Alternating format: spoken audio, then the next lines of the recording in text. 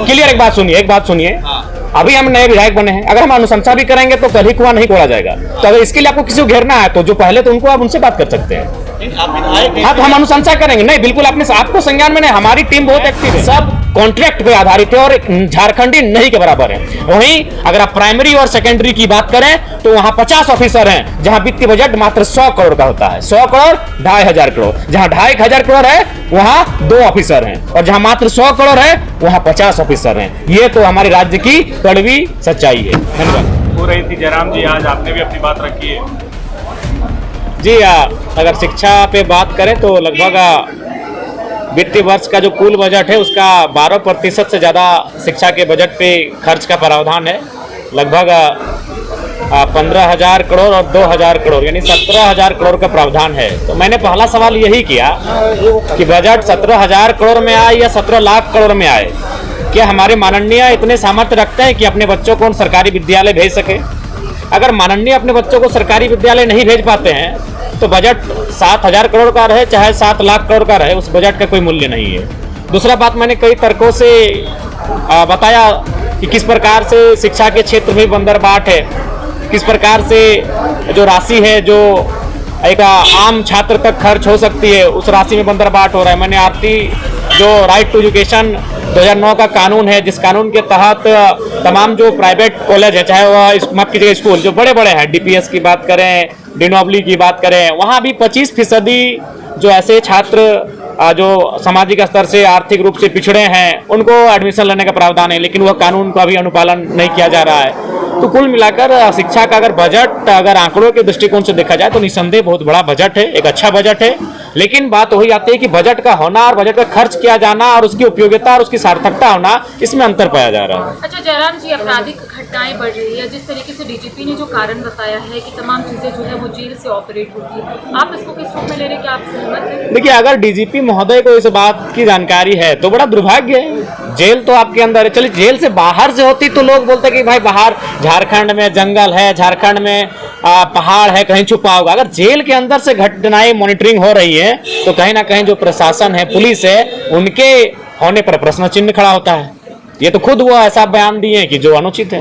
जयराम जी, माननीयों को जो गिफ्ट मिलता है इसको लेकर देखिए, उसको लेकर हमने सूचना के लिए मैंने हाथ भी खड़ा किया था, तो अध्यक्ष महोदय ने कहा कि जयराम जी ऐसे भी आज समय विलंब हो चुका है, क्योंकि आज एक मैंने कह सकते हैं एक काल चला नहीं, जो प्रश्नोत्तर काल होता है, अल्पसूचित और तारांकित जो प्रश्न होते हैं वो काल चला नहीं आज, चूंकि विपक्ष ने वही बड़का गांव एनटीपीसी की जो मामला है उसका लेकर थोड़ा सा विरोध उत्पन्न किया था, तो एक सत्र चला नहीं, जिस कारण आज सूचना में नहीं दे सके। तो आज सोच रहे हैं कि पत्र के माध्यम से, को सही बात है, आज अगर जैसे ही हम यहाँ से बाहर निकलते हैं तो पुलिसकर्मी मिलते हैं, ट्रैफिक पुलिस मिलते हैं और कुछ सफाई कर्मी भी मिलते हैं। वो कहते हैं कि भैया हम लोग को दिन भर यहाँ ड्यूटी करते हैं सत्र के समय, लेकिन ना हम लोग को पानी के लिए पूछा जाता है, ना खाना के लिए पूछा जाता है। तो अगर हम बजट के बाद जो माननीयों को उपहार मिल रहा है, जैसे मैं अपना बता दे रहा हूँ, 18,000 रुपये को जो खाना बनाने वाला जो भी है हम नहीं जानते हैं, 3 वो अटैची मिला है।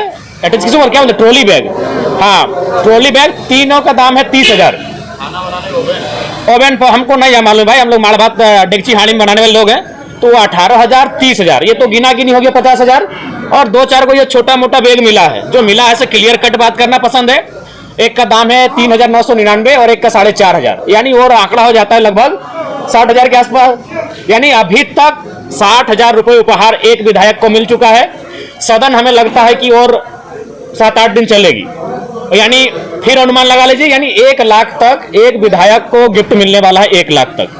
तो मान के चलिए मंत्री लोग तो लेंगे नहीं, अध्यक्ष भी नहीं लेंगे, यानी 13 माइनस करते हैं तो 68, उसको 70 करते हैं, यानी लगभग 70 अगर विधायकों को मानते हैं 1 लाख, तो 70 लाख रुपए खर्च हो रहा है सिर्फ बेकार में। अगर उस पैसे को अगर हमको यूज ही करना है और आपके पास सही में पैसा है, तो हमें लगता है कि 2,000 सुरक्षाकर्मी, ट्रैफिक सब मिला के तैनात है विधानसभा में।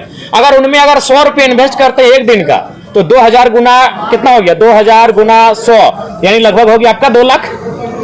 तो हमें लगता है कि बहुत कम राशि में, बहुत ही कम राशि में जो जिस पैसे से माननीय गिफ्ट लेके जा रहे हैं, उससे थोड़ा कम राशि में ही जो यहाँ पर सिपाही दिन भर खड़े खड़े ड्यूटी कर रहे हैं सत्र के दौरान, उनके लिए भोजन और पानी की व्यवस्था बहुत कम राशि में हो सकती है। तो हमें लगता है कि एक आदर्श राजनीति का उदाहरण प्रस्तुत करना चाहिए इस बार की षष्ठम विधानसभा को।